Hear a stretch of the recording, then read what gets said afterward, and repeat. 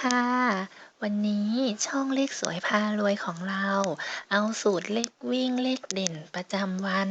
มาฝากพี่ๆเพื่อนๆน้องๆกันนะคะอย่างแอดได้ลองมาวิเคราะห์แล้วค่ะในส่วนของสูตรที่แอดได้มานี้นะคะอย่างยกตัวอย่างหวยออกวันที่1ตุลาคม2562นะคะอย่างสูตรของเราได้นะคะในส่วนของสูตรวิ่งจะให้305นะคะส่วนเลขสูตรเด่นค่ะวันอังคาร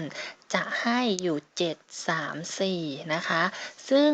หวยของเราก็ออกในส่วนของ59นะคะเลข5เราก็เข้ามา1ตัวนะคะส่วนในส่วนของรางวัลที่1นะคะก็ให้เลขมี734นะคะหวยที่ออกก็คือ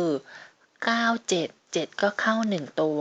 นะคะแอดก็เลยลองนำสูตรนี้มาฝากเพื่อนๆพี่ๆน้องๆกันนะคะถ้าชอบยังไงก็อย่าลืมกดไลค์กดแชร์ให้กับแอดเพื่อเป็นกำลังใจกดติดตามด้วยนะคะถ้ายังไงไปรับชมกันได้เลยค่ะ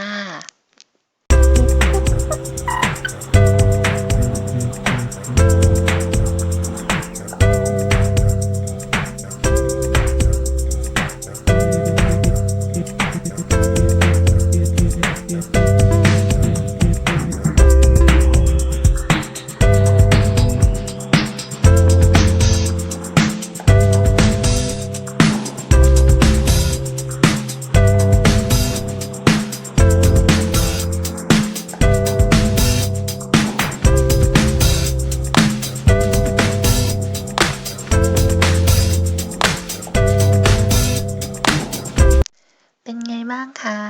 สำหรับสูตรที่แอดนำมาฝากเพื่อนๆพี่ๆน้องๆถ้ายังไงแล้วอย่าลืมนะคะใช้เพื่อเป็นแนวทางในการตัดสินใจที่จะเสี่ยงโชคนะคะขอให้ทุกคนโชคดีค่ะขอบคุณค่ะ